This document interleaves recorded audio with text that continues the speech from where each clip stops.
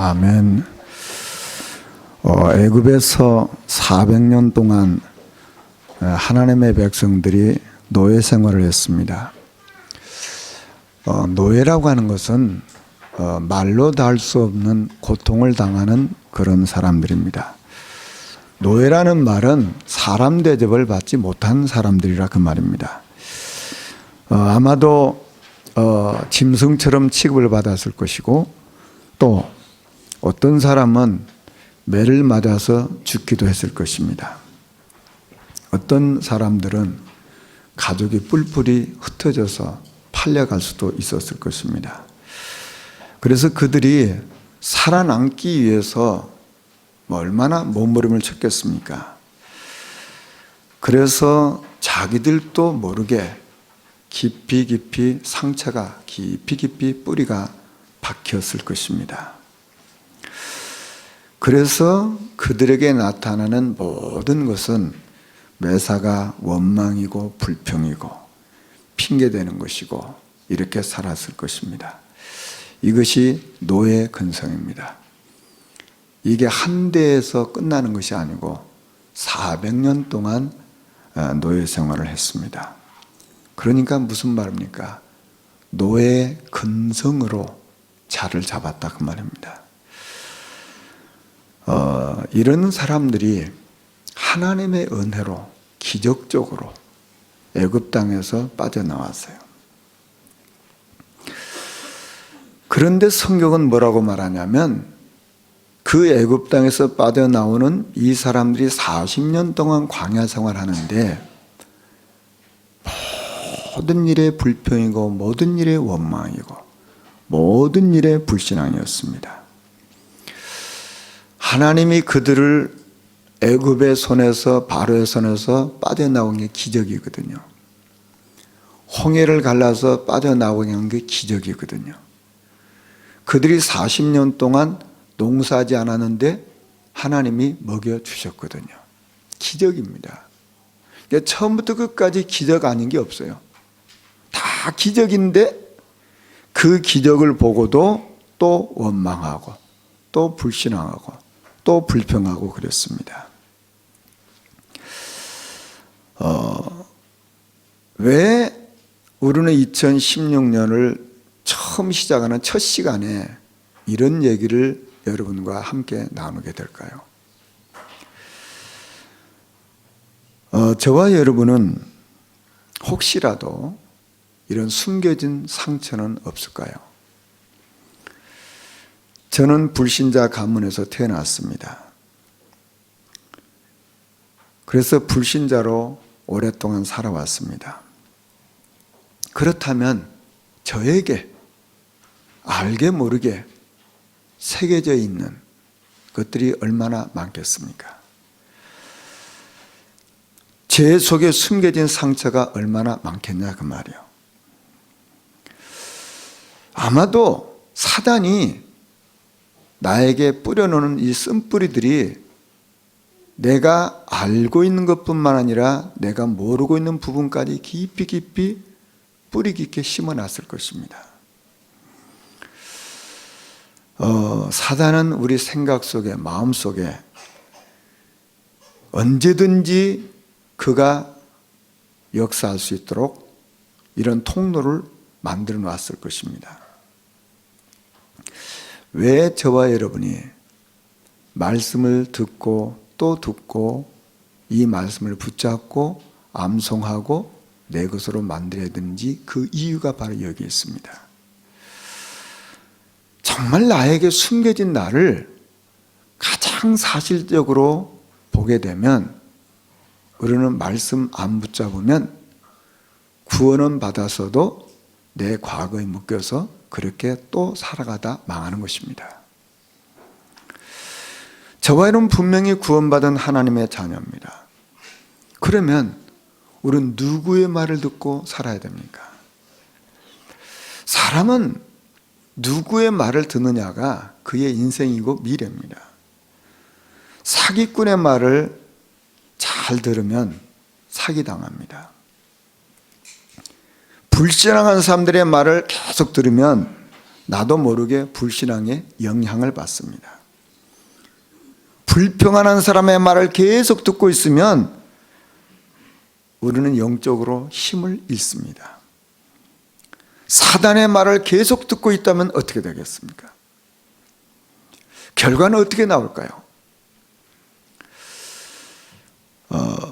저와 여러분은 하나님의 말씀을 들어야 삽니다. 믿음은 들음에서 나옵니다. 어떤 그런 말씀을 들어야 됩니까? 그리스도의 말씀을 들어야만 삽니다. 그리스도께서 사단을 꺾으시고 우리를 자유케 하셨구나. 그리스도께서 십자가상에서 우리가 받을 모든 죄와 저주에서 우리를 해방시키셨구나. 그리스도께서 내 인생 더 이상 방황하지 않고 두려워하지 않도록 나와 함께 하셔서 천국까지 내 길을 인도하시는구나. 이 말씀을 들어야 우리는 삽니다. 사실은요, 말씀을 안 들어도 되는 사람은 영적으로 보면 큰일 날 사람입니다. 그렇죠? 난 말씀 안 들어도 아무 문제 없어. 나 말씀 안 들어도 아무 상관없어. 말씀 안 들어도 뭐 문제 없는데, 잘 사는데, 그거요, 백전백패입니다. 영적으로 보면요. 저와 여러분은 말씀을 들어야 우리 영혼이 살아납니다. 말씀을 들어야만이 우리는 영혼이 힘을 얻습니다. 그래서 우리는 이 말씀의 힘이 얼마나 큰지를 우리는 알아야 돼요. 우리가 오늘도 이 새해 첫날을 시작하면서 말씀을 듣습니다. 이 말씀 듣는 게 그냥 또 그러나 보다, 또 그냥 듣나 보다, 아닙니다. 우리가 듣고 또 들은 이 말씀이 쌓여져서 내 인생이 바뀌고, 이 말씀을 듣는 것이 쌓여져서 내 생각이 바뀌고, 이 말씀에 계속해서 이 말씀을 계속 들으면서 내 삶이 바뀌는 거예요. 에스겔서 47장 1절에서 12절을 보면 하나님이 에스겔 선지자에게 중요한 것을 보여줍니다. 성전에서 물이 이렇게 흘러가요. 성전에서 물이 흘러가는데 그 물이 처음에 흘러가니까 자기 발목에 닿아요. 발목에 닿으니까 자기 마음대로 할 수 있죠. 조금 더 가다 보니까 물이 더 많이 흘러가지고 이 물이 허리까지 옵니다. 그러니까 뭐 괜찮아, 저리까지 오니까. 그러다가 이 물이 어디까지 오냐면 내 가슴 위까지 올라가는 거예요. 그러니까 내 마음대로 잘못하는 거죠. 하나님이 에스겔을 또 강가로 데리고 와서 보여줍니다. 그 보니까 그 성전에서 흘러나오는 그 물이 저 강에 확 흘러가지고 그 물로 말미암아 그 강 주변에 나무들이 많이 자라요. 그리고 이 물이 흘러가서 바다로 흘러가가지고 바다에서 고기들이 많이 자라게 되는 거예요. 그 강 주위는 과실나무들이 많이 자라게 되고 또 그 바다에는 또 고기들이 많이 자라게 되는 거예요. 그리고 그곳에서 열매들이 맺어져요. 하나님은 에스겔에게 뭘 말하냐? 그 물이 성소를 통해서 나왔다 그래요. 여러분 보시죠. 말씀이 우리에게 계속 들려지면, 말씀이 계속 들려지면 이게 내 발목을 채우고 내 허리를 채우고 내 가슴을 채우고 이렇게 됩니다. 어느 날 나는 말씀 속에서 사는 거예요. 많은 사람들이 교회를 다녀도 자기 힘으로 자기 방법으로 삽니다. 얼마나 고달픈 인생을 사는지 몰라요. 예수 믿어도요. 전혀 말씀의 능력이 없으니까 자기 힘으로 자기 기준으로 자기 방법으로 살아가려니 얼마나 힘들겠습니까? 그런데 성전에서 흘러나오는 그 말씀을 계속 들으면 어떻게 되면 내 영혼이 살아나요. 내 영혼이 힘을 얻는다 그 말이에요. 그 힘을 얻으면 이때부터 달라지는 거예요. 내 속에 이 영혼의 이 말씀이 계속 스며들면 내 영이 살거든요. 그러면 내 속에 있는 이 쓴뿌리들이 치유받기 시작하는 거예요. 내 속에 숨겨진 나의 이 추악한 모습들이 치유를 받는다 그 말이에요. 내가 알지 못한 상처까지 치유를 받기 시작하는 거예요. 말씀은 이런 능력이 있어요. 저와 여러분에게 2016년 이런 역사들이 일어나야 될 줄로 믿습니다. 정말 이 말씀을 계속 받게 되면 어떻게 하면 살아나는 역사가 일어나는 거예요. 저와 여러분 영혼이 살아나야 되고 내 삶이 살아나야 되고 우리 가정이 살아나야 되잖아요. 어떻게 해요? 말씀으로. 그래서 다윗은 이렇게 고백했어요. 복 있는 사람은 악인들의 꾀를 따르지 아니하며 죄인들의 길에 서지 아니하며 오만한 자들의 자리에 앉지 아니하고 오직 여호와의 율법을 즐거워하며 그의 율법을 주야로 묵상한다. 그 말씀을 즐거워하고 그 말씀을 주야로 묵상한다고 했어요. 자, 그럼 무슨 말입니까? 이걸 발견했다는 거 아닙니까? 아, 내가 이 말씀을 받을 때 내가 살아나는구나, 이걸 발견했다 그 말이에요. 그러니까 그 말씀을 즐거워하고 주야로 묵상한다 그 말이에요. 이게 내가 발견을 못하면 어떻게 주야로 그게 즐겁습니까? 그런데 야, 그렇구나, 이 말씀이 나를 살리는구나, 이게 발견하니까 깨달아지니까 주야로 묵상하는 거예요. 즐거워하는 거예요. 요한계시록 1장 3절에 이 예언의 말씀을 읽는 자와 듣는 자와 그 가운데 기록된 것을 지키는 자가 복이 있다고 했어요. 이 말씀을 읽는 자, 듣는 자, 그 가운데 기록된 것을 지키는 자가 복이 있다고 했어요. 여러분, 똑같이 신앙생활 하는데, 똑같이 교회를 다니는데 말씀을 늘 듣고 말씀을 묵상하고 말씀을 어떻게 내 삶에 적용할까, 실천할까, 또 이 말씀을 전할까, 이런 사람하고 그냥 말씀을 들어도 흘러버린 사람하고 또 말씀 들어도 아무 관심이 없는 사람하고 여러분 똑같지 않습니다. 같지 않아요. 여러분 교인이 똑같은 줄 아십니까? 똑같지 않습니다. 이 말씀을 생명으로 받는 사람이 있고 그 말씀을 지식으로 받는 사람은 같지가 않아요. 이 말씀을 내가 듣고 묵상하고 생각하고 또 이 말씀을 내 삶에 하려고 노력하는 사람하고 그냥 말씀 듣고 던져버리는 사람 같습니까? 그렇지 않아요. 우리 아이들이 학교를 다닐 때 잘 한번 보세요. 학교 가기 전에 예습하고 또 학교에서 공부한 거 집에 와서 복습하고 그러면 처음에는 별거 아닌 것처럼 그냥 달라져요. 갈 때도 아무 준비 없이 가서 학교 갔다가 오고 가방 내던지는 아이하고 여러분 같습니까? 그렇지 않아요. 똑같은 학생인데 같지 않다니까요. 미리 준비하고 예습하고 또 선생님한테 배우고 집에 와서 또 복습하고 이런 아이하고 그냥 갈 때 덜렁덜렁 가고 와가지고 가방 던지고 노는 아이하고 학생은 학생인데 같지가 않아요. 우리는 이 말씀을 듣고 어떻게 이 말씀을 내가 붙잡고 내 삶 속에 적용하고 실천할까 고민해보고 발버둥 치는 사람하고 이 말씀을 듣고 그냥 그런가 보다 하고 지나가는 사람하고 다르다 그 말이에요. 우리가 살아가면서 이런 일 저런 일을 자꾸만 경험하게 되는데 이런 문제 앞에 또 어떤 사건 앞에 이 말씀이 어떻게 적용될까? 이 말씀이 이 문제 앞에서 이 사건 앞에 이 말씀은 도대체 뭐야? 질문하고 여기서 답을 찾아내는 사람하고 아무 상관이 없는 사람은 다르다 그 말이에요. 2016년 우리 성도들은 정말 말씀 붙잡고 다르게 사는 축복 누리길 주의 이름으로 축원합니다. 이거 한번 고민해 보세요. 발버둥 쳐보세요. 그럼 뭐가? 답이 온다니까요. 아무 생각 없이 사는 사람 같겠습니까? 우리 인생이 아무 생각 없이 사는 사람하고 뭔가 생각해보고 고민해보고 어떻게 할까 실제는 뭐 다르다 그 말이야. 똑같은 인생이 아니야. 똑같은 사람인데 다르다 그 말이야. 2016년에 이 응답을 꼭 저와 여러분이 누려야 될 줄 믿습니다.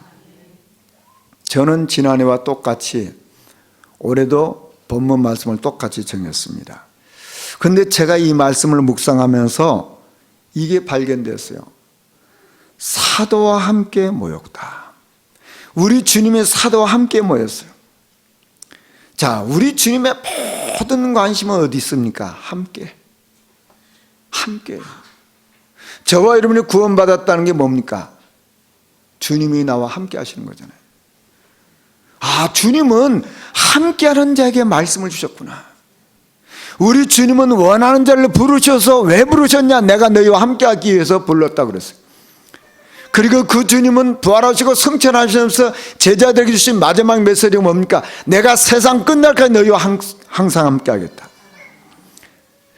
우리 주님께서 보혜사 성령을 너희에 보내서 내가 너희 안에 영원토록 너희와 함께하겠다. 내가 너희를 고아처럼 버려두지 아니하겠다.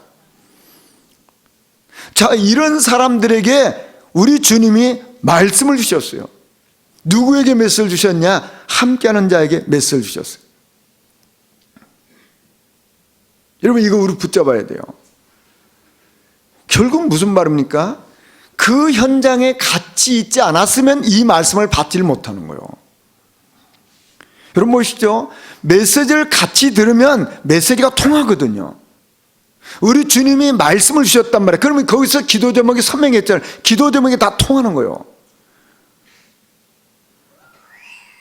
지금 이 시대가 소통이 안 된다고 그러잖아요. 사람이 통하지 않는단 말이에요. 이것처럼 답답한 게 없잖아요. 여러분, 사람이 통하지 않는 것처럼 답답한 게 없잖아요. 예수님께서 제자들과 함께 모여 있을 때 말씀을 주셨어요. 무슨 말입니까? 통하는 사람들에게 말씀을 주셨다 그 말이에요. 그래서 그들이 그 주님의 모습을 저들이 깨닫고 주님의 방법을 깨닫고 앞으로 된 게 뭡니까? 사도의 가르침을 받았어요. 우리 주님이 함께 하시면서 말씀을 주셨던 것을 이들이 알았기 때문에 마가다락방 성도들은 어떻게 했냐? 사도의 가르침을 받았다 그 말이에요. 그 사도의 말씀을 받았다 그 말이에요. 그러니까 그들이 성전에서 집에서 날마다 모였다 그 말이에요. 모였다 함께 했다 그 말이에요. 이게 마가다락방 교회입니다. 2016년 저와 여러분은 이 마가다락방 교회를 회복해야 돼요. 그렇잖아요? 우리 주님이 40일 동안 함께 하셨는데 또 제자들과 함께 하시면서 그들에게 말씀을 주셨어요. 이것을 본받은 제자들 마가다락방 성도는 어떻게 했냐? 사도의 가르침을 받았단 말이에요. 그래서 서로 교제했다 그 말이에요. 그리고 날마다 집에서 날마다 성전에서 모였어요. 이게 마가다락방 교회예요. 예수님이 그들에게 주신 말씀이 뭡니까? 예루살렘을 떠나지 말라고 했어요. 자, 무슨 말입니까? 먼저 할 게 뭐냐 그 말이에요. 먼저 할 게. 저와 여러분이 삶의 우선순위가 선명하지 않으면 어떻게 되냐? 나도 모르게 옛날로 돌아가는 거예요. 예수님이 십자가에 못 박혀 돌아가실 때 모든 제자들이 다 도망갔어요. 한 명도 외 없이 모든 제자가 다 도망갔어요. 왜 그랬을까요? 자기도 모르게 옛날로 돌아가 버린 거예요. 자기도 모르게. 예수님이 십자가 못 박혀 죽는다고 하니까 겁이 나가지고 죽음 앞에서 그 예수님이 생각이 안 난 거예요. 살아야지 그러고 도망가 버린 거예요. 그게 원래 자기들 모습이라 그 말이에요. 저와 여러분이 정말 나를 가장 사실적으로 안다면 우리는 은혜 자리를 놓쳐서는 안 됩니다. 나를 정말 사실적으로 안다면 우리는 은혜 자리 사모하고 응답의 자리 사모해야 돼요. 아브라함이 너는 복의 근원이라 그랬는데 복의 근원인데 복의 근원이 계속해서 불신앙하는 거예요. 그러다 어느 날 깨달았어요. 아, 내가 왜 이렇게 됐을까? 그래서 마물의 상수리 숲속에서 제단을 쌓기 시작했어요. 인생이 바뀌었습니다. 야곱이 형 예수를 빼서 도망가다가 베델에서 잠깐 잠에 들었는데 그때 하나님이 그에게 나타나서 말씀을 주셨어요. 그런 이후에 야곱의 인생을 보면 모든 사건마다 순간마다 베델을 생각해요. 베델. 모세는 항상 어디를 생각하면 호렙산을 생각했어요. 엘리야는 항상 어디를 생각하냐? 갈멜산을 생각했어요. 예수님께서는 감람산의 습관을 따라 기도하러 가셨어요. 자, 무슨 얘기입니까 지금? 다 자기의 은혜 받는 자리, 은혜를 삼하는 그 자리가 있었다 그 말이에요. 자기의 삶의 우선순위가 있었다 그 말이에요.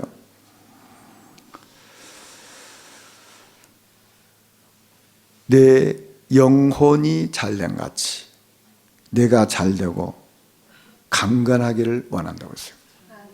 저와 여러분 영혼이 잘되는 이 삶의 영적 우선순위가 선명하라 그 말이에요. 예루살렘을 떠나지 말라. 그리고 내게서 들은 바, 주님이 주신 말씀이죠. 주님은 40일 동안 지금 하나님 나라 일을 말씀하셨어요. 무슨 얘기입니까? 영적인 비밀을 말씀하셨단 말이에요.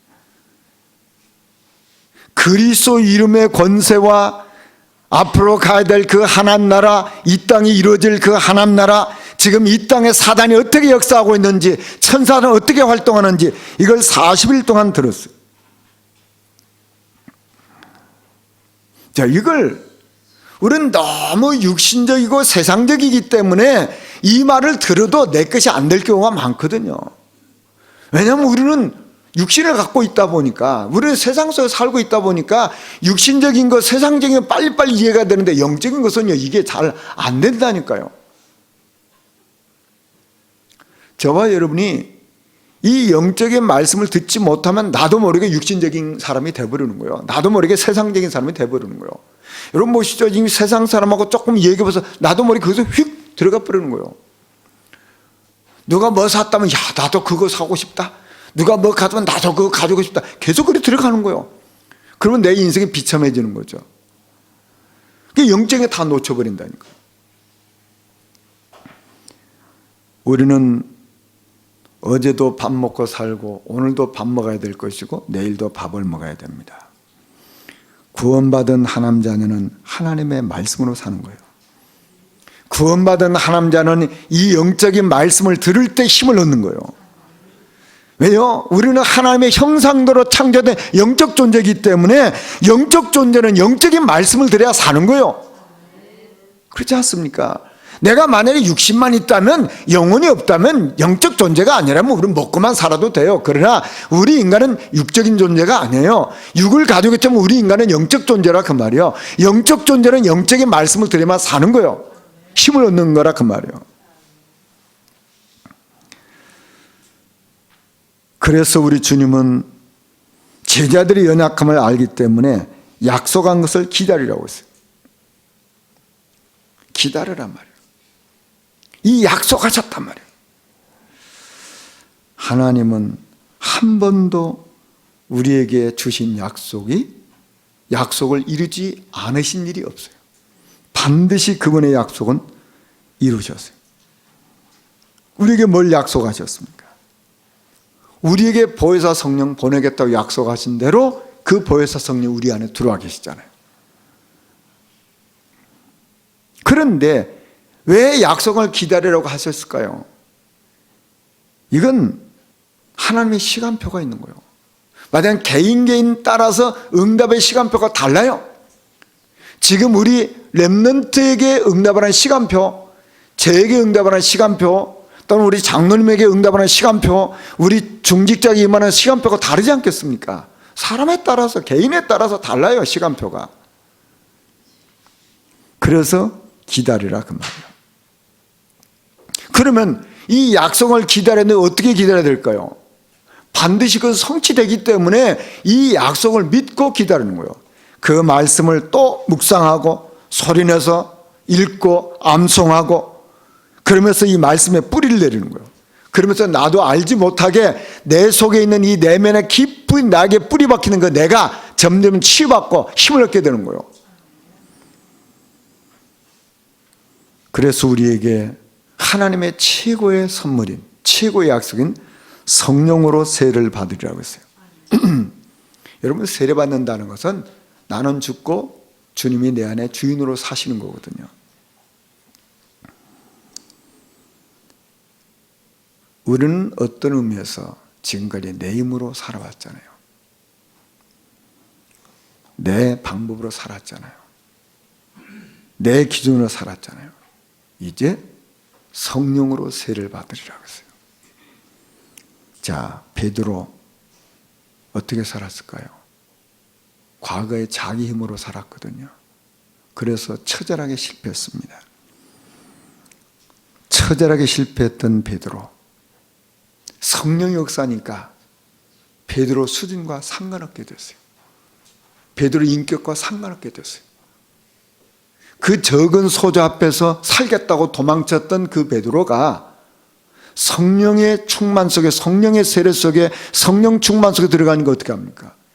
종교재판 자리 앞에서 고백해요. 천하인간에 구원 얻을 만한 다른 이름은 주신 적이 없다. 이 성령의 역사예요. 거기 분명히 뭐라고는 성령에 충만하여 그랬어요. 저와 여러분에게 이 힘이 필요합니다. 마가다락방 성도들에게 이 힘이 있었어요. 그러니까 그들이 그 핍박 현장에서 핍박이 상관이 없었다는 거예요. 저와 여러분은 위에서 주시는 그 하나님의 힘 사모해야 됩니다.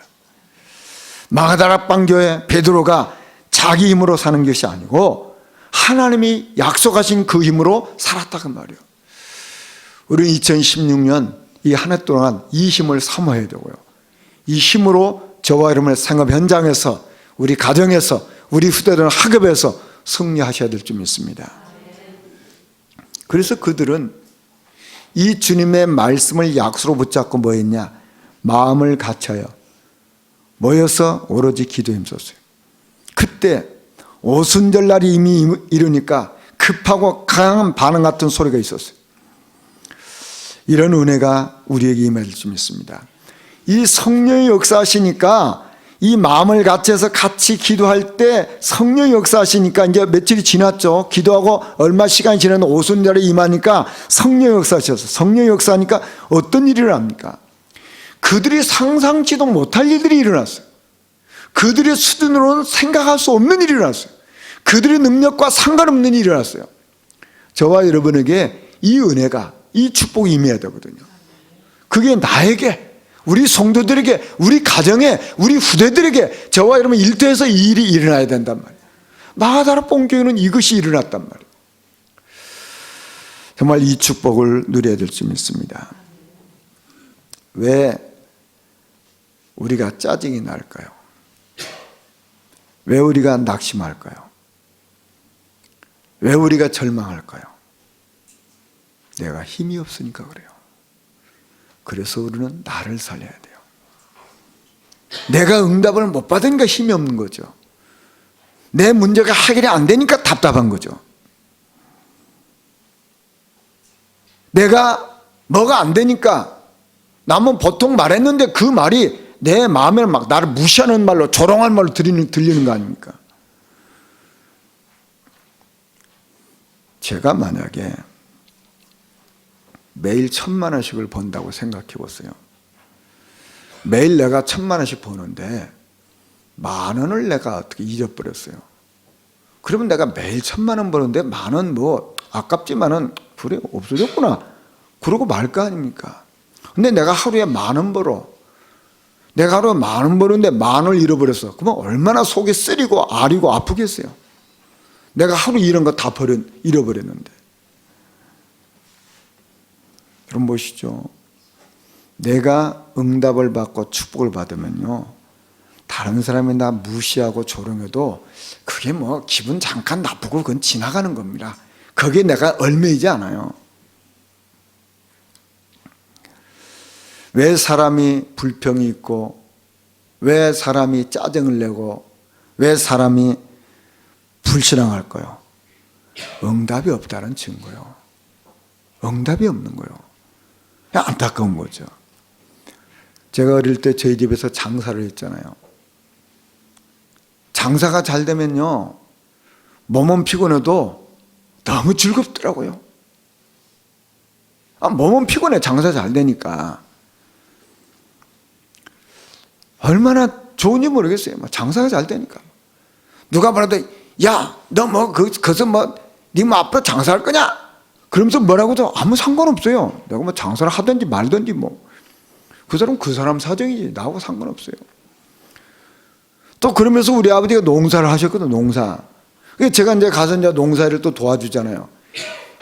농사하는데 이게 막 이게 막 농사가 잘 되면요, 얼마나 좋은지 모르겠어요. 그게 학교에서 끝나면 이제 교복 입고 바로 밭으로 갔거든요. 교복 입고 아버지 도와줘야 되니까. 그게 막 가서 막 이게 뭐가 잘 자라면 기분이 좋아갖고 이게 이제 뭡니까, 교복은 벗고 해야 되잖아요. 교복 입고 막 해는 거예요. 막 너무 막 이게 많이 달렸으니까, 야, 좋다. 그렇게 막 버려도 괜찮아 그런 거예요. 몸은 피곤한데 너무 농사가 잘 되니까 행복하더라고요. 저와 여러분은 이 축복을 사모하셔야 됩니다. 저는 지난 연말부터 하나님 앞에 제가 기도를 더 구체적으로 하고 있습니다. 하나님, 저를 축복해 주셔야 되겠습니다. 저를 하나님 축복해 주셔야 제가 복음운동 마음껏 하겠습니다. 하나님, 우리 장로님들을 축복해 주셔야 되겠습니다. 우리 장로님들이 힘을 얻어야 교회가 되겠습니다. 하나님, 우리 중직자들에게 응답을 주셔야 되겠습니다. 그래야만 지역에 복음운동 할 수 있겠습니다. 하나님, 우리 성도들에게 증거를 주세요. 그래야만 지역 복음을 하겠습니다. 제가 이런 기도를 시작했습니다. 왜요? 우리는 이 지역에서 그리스도 운동해야 돼요. 우리는 이 지역에서 후대 운동해야 돼요. 우리는 이 지역에 지역을 복음화해야 됩니다. 우리는 이 지역에 숨겨진 제자를 찾아 세워야 돼요. 우리는 또 세계복음화에서도 헌신해야 되지 않습니까? 하나님, 내 문제에 걸려서 인생을 낭비하고 싶지 않습니다. 경제 때문에, 건강 때문에, 인간관계 때문에 인생을 더 이상 낭비하고 싶지 않습니다. 좀 이제 사람답게, 복음 가진 사람답게, 정말 전도자답게 그렇게 살고 싶습니다. 돈 때문에 주눅 들고 비굴해지고 눈치 보지 않게 해주세요. 돈 때문에 인색해지고 불신하지 않게 해주세요. 제 기도입니다. 하나님, 저에게 하나님 복을 주셔서 내가 드린 11조로 교회 재정을 감당할 만큼 하는 복을 주세요. 여러분 기도해 보세요. 붙잡고 기도하시라니까요. 그렇지 않습니까? 하나님, 나에게 하나님 복 주셔서 한 선교사 한 목회자 호날몬 축복 주세요. 붙잡고 기도해야 되지 않겠습니까? 우리가 언제까지 내가 뭐 이렇게 해서 쪼들려 가지고 늘 그렇게 옹색하게 궁색하게 그렇게 인생에 살아야 될 그렇게 비참한 인생이냐 그 말이요. 뭐 경제적인 것뿐만이 아니에요. 그렇지 않습니까? 내 인생이 언제까지 늘 눌려가지고 눈치 보면서 이렇게 살겠냐 그 말이요. 누가 같이 식사를 하게 되면 아유 제가 오늘 식사도 이렇게 할 수 있어야지. 야 이거 5명인데 이거 얼마 나가, 주머니에 내 돈 얼마 있어, 이거 계산하고 이런 수준 안 되기를 위해서 기도하셔야 돼요. 그렇잖아요. 이거 제가 하죠 뭐. 이렇게 돼야지. 뭐 사람들이 그러잖아요. 식당 가면 신발끈 메고 있다고. 왜 신발끈 메고 있습니까? 이게 내가 좀 돈이 달랑달랑하거든. 다 내버리면 내 생활비가 없거든. 그러니까 달랑달랑하니까 신발끈 메고 있는 거지. 누가 빨리 가서 계산하라 그런 거 아닙니까? 나는 안 하겠다 그 말 아닙니까? 나를 살려야 돼요. 나를 살려서 정말 우리는 하나님이 원하신 일을 하셔야 돼요. 여러분 기도하셔야 돼요. 나를 살려야 돼요. 뭐 영적인 것뿐만 아니라 경제적인 것 모든 부분에 우리는 하루하루가 쌓여서 한 달이 되고 하루하루 쌓여서 1년이 됩니다. 그렇다면 오늘 하루가 우리에게 얼마나 소중합니까? 보라, 지금은 은혜 받을 만한 때요. 지금 우리는 은혜 받을 때 아닙니까? 사람들이 얼마나 어리석은지 그 과거에 매여가지고 옛날 얘기만 계속 주야장창하는 사람들이 있어요. 그거 참 어리석은 겁니다. 옛날에 누가 어떻고 옛날에 어떻고 옛날에 어떻다는 거예요 그거. 그걸 뭐 옛날에 그래갖고 뭐가 바뀌어집니까? 그게. 이미 지나가 버린 거. 그 옛날은 교훈이고 거울이면 됩니다. 아, 내가 그래서 실패했지. 내가 그래서 당했지. 아, 하나님 나에게 교훈을 주셨구나. 이 거울로 삼으라고 하셨구나. 그래서 나를 깨닫게 하셨구나. 이게 감사로 바뀌어지면 달라지는 거예요. 그래서 오늘 내가 어떻게 하나님께 최고 영광 돌리며 오늘 내가 최고로 기쁘게 행복하게 감사하게 살 것인가, 이걸 생각해야지. 안 그렇습니까? 오늘 내가 하나님을 어떻게 높여드리고, 내가 오늘 하나님을 어떻게 찬양하고, 내가 어떻게 그 그리스도를 자랑하고, 이걸 늘 생각해야지. 맨 옛날 거 붙잡아가지고 내 인생을 거기에 또 옛날로 과거로 또 들어가게 할 이유가 없잖아요.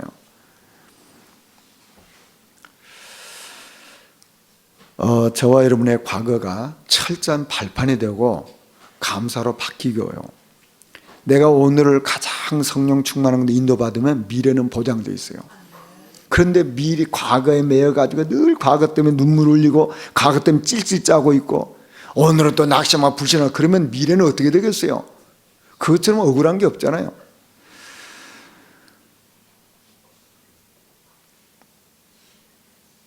저와 여러분이 오늘도 믿음 고백하시고 선택하시고 인도받는 축복 누려야 될 줄 믿습니다. 그래서 우리는 한 번 사는 인생인데 하나님 앞에서는 축복 누려야 될 줄 믿습니다. 바울의 고백입니다. 빌립보서 1장 20절에 나의 간절한 기대와 소망을 따라 아무 일에든지 부끄러워하지 아니하고 지금도 전과 같이 온전히 담대해 살든지 죽든지 내 몸에서 그리스도가 존귀하게 되게 하려 합니다. 내 몸에서 그리스도가 존귀하게 드러나기를 원한다. 이게 하나님 앞에 사는 사람 아닙니까? 사람이 이리 갈까 저리 갈까, 이건 생각이 너무 많다는 말이잖아요. 저와 여러분이 하나님 앞에 서버리면 상관이 없거든요. 예수도는 죽으면 죽으리라 그랬잖아요. 그게 당할 자가 없어요. 베드로, 내가 사람의 말을 들을 거냐 하나님의 말씀을 들을 거냐 판단하라. 이게 어떻게 당합니까?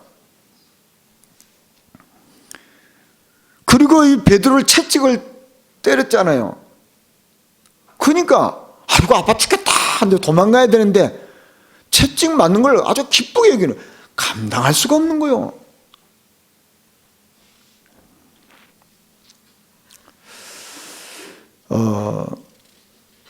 제가 한 귀한 분을 만났는데 그분이 저한테 그런 고백하더라고요. 목사님, 저는 어떤 일을 하든지 하나님 앞에서 합니다.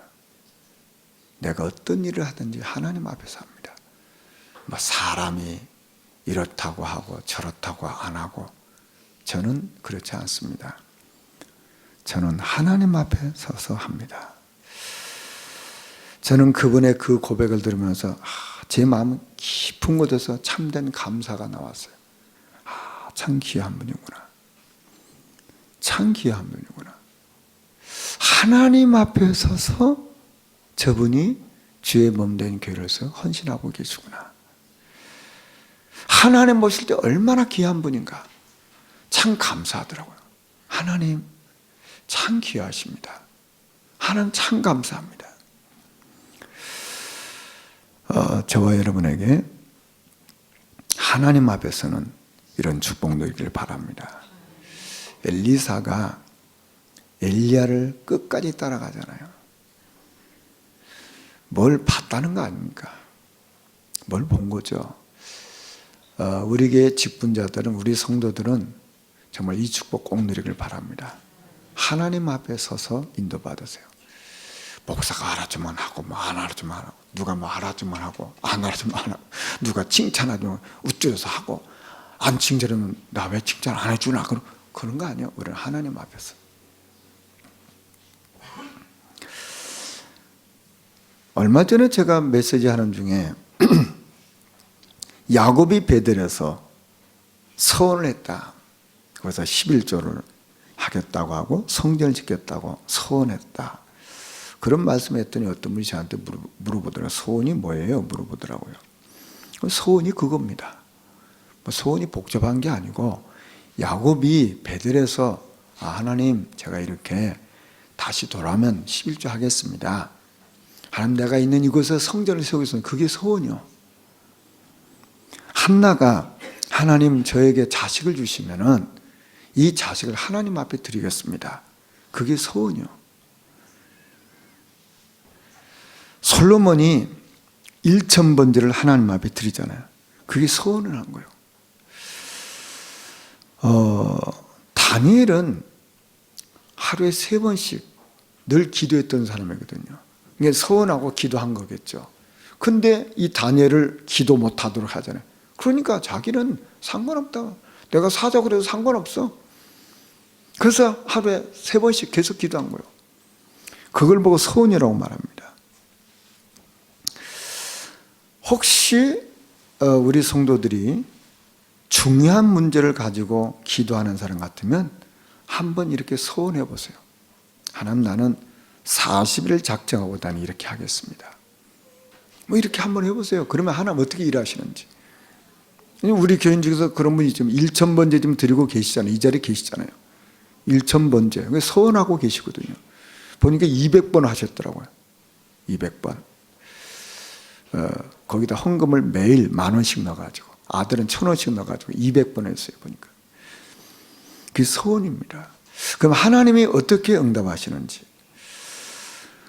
지금요, 이 시대는 증인을 찾고 있어요. 증인. 저와 여러분이 어떤 문제를 놓고 정말 하나님 앞에 소원하고 작정하고 딱 집중해 보세요. 하나님 어떻게 일을 하시는지. 우리 이런 증인들이 우리 교회에 나와야 되잖아요. 이런 축복들을 올해 우리는 또 인도를 받을 줄 믿습니다. 지난해 제가 한 해 2015년을 점검해 보니까 하나님이 우리 교회에 크게 3가지 응답을 주셨더라고요. 첫 번째는 성도들이 복음 소식과 기도 개인화 집중 훈련, 이게 첫 번째 응답이요. 뭐 다 응답은 아니지만 하고 있는 사람은 응답을 받고 있어요. 그리고 두 번째 응답은 교회 리모델링이었어요. 우리 성도들이 기도가 모아져가지고 또 헌신이 모아져서 앞장서서 헌신하는 사람, 또 물질로 후원하는 분들, 이렇게 해서 이렇게 리모델링했어요. 이게 두 번째 응답이요. 그리고 세 번째 응답은 뭐냐? 비전센터입니다. 우리 교회 감사하게도 이 아동센터가 세워져서 아동센터 담당하는 분들, 여기 후원하는 분들이 잘 이렇게 하다 보니까 아동센터가 이제 든든하게 이렇게 되어졌거든요. 든든하게 아동센터가 되어지니까 이제 하나님 시간표 따라 이제 비전센터 응답을 이렇게 받게 됐어요. 비전센터가 지금 이제 자립을 했어요. 이제는 교회 후원은 받지 않고 자립을 했어요. 완전 자립을 했어요. 참 하나님 은혜죠. 하나님이 뭐 그 외에도 많은 응답을 주셨지만 2015년에 크게 제가 보니까 3가지 응답을 주셨어요. 그래서 저는 2016년을 맞이하면서 저는 3가지 기도 제목을 붙잡고 있습니다. 첫 번째는 이제 비전센터가 이렇게 정착이 되어지면 이제 우리 아이들, 더 어린 아이들, 갓난 아이들이죠. 태영 아이들이죠. 예비 성교원 놓고 기도합니다. 그럼 지금 우리 교회 아이들, 지금 애기들, 젖먹이들, 지금 젖된 애들, 얘네들 지금 키워야 되거든요. 그럼 얘네들 키워야 되고 그 부모를 도와줘야 되잖아요. 이게 지금 2016년에 우리가 응답받아야 될 기도 제목입니다. 그리고 두 번째 기도 제목은 그 예비 성전이 어느 정도 정착이 되어지면 이제 정착이 되어진 다음에 응답받을 거예요. 그건 뭐냐면 우리 이제 청소년들을 또 사역해야 돼요. 청소년 공부방. 그러면 이제 태영아 아이들 됐고 지금 아동센터, 비전센터 이 초등학교는 됐는데 중고 여기 이제 들어가야 돼요. 중고는 이제 공부방. 요걸 지금 2016년에 우리가 응답받을 기도 제목입니다. 물론 예비 성문이 된 다음에 하나하나 응답을 받아요. 우리 성도가 많지 않고 그러기 때문에 한꺼번에 할 수 없으니까 예비 성전 먼저 응답을 받아서 비전센터처럼 이제 정착이 되어지면 그 다음에 응답받을 게 뭐냐? 공부방. 그러면 이제 우리 중고 아이들을 사역해야 된다. 중고 아이들의 영적인 뿐만 아니라 이 아이들의 공부, 삶 이거 다 해야 되거든요. 이제 비전센터 이거 하는 것처럼 이게 우리가 응답받을 두 번째 기도 제목이에요. 그리고 세 번째 기도 제목은 우리 성도들 가정과 일터에서 다락방과 지교회 응답을 받는 거예요. 자, 이제는 우리 성도들의 그 가정과 일터가 어떤 곳이어야 되냐? 생명 살리는 곳. 그 지역의 흑암을 꺾고 성령이 임하는 이 현장이 되어야 된단 말이에요. 이게 제가 기도하는 제목입니다. 그 외에도 이제 더 앞으로 기도 제목이 생기겠지만은 일단 크게 2016년 우리가 기도해야 될 제목입니다. 그러면 우리가 이런 일을 하는데 우리가 힘이 있습니까? 저와 이러면 힘이 없어요. 우리 성도들 다 저와 이러면 연약해요. 약해요. 가진 것도 없어요. 부족해요. 그런데 하나님이 지금까지 여기까지 우리를 인도하셨고 응답을 주셨다고 말해요. 그렇다면 저와 여러분이 지금부터 본격적으로 입을 놓고 기도하면 하나님이 일하신다고 말해요. 우리는 하나님이 일하시도록 우리가 할 일이 바로 뭐냐면 기도 운동부터 시작하는 거예요. 그래서 2016년은 정말 기도 운동을 일으켜야 됩니다. 하나님이 하시도록 하셔야 돼요. 그래서 제가 직분자 수련회, 전교인 수련회도 계속 기도 속으로 들어가게 할 거거든요. 그래서 우리는 할 수 없지만 성령이 역사하시면 되거든요. 그렇지 않습니까? 성령이 역사하시면 하나님이 하시는 일이라 그 말이요. 그래서 우리는 2016년에 더 깊은 기도 운동이 일어나서 저와 여러분의 개인 또 우리 교회 안팎으로 성령의 역사가 일어나길 기도합니다. 그래서 우리 성도들 개인과 가정과 자녀와 일터에 성령의 역사가 일어나기를 저는 기도합니다. 그래서 우리는 2015년도 하나님 이만큼 응답을 주셨어요. 그렇다면 우리는 이 응답을 보고 2016년 우리는 또 응답을 향해서 가는 겁니다. 이걸 놓고 이렇게 기도하기 시작하면 하나님 어떤 방법으로 어떤 시간표 따라 응답하실지가 하나님이 속안에 있죠. 저와 여러분 정말 기도 속에서 인도받기를 주 여러분을 축원합니다. 말씀을 정리하겠습니다.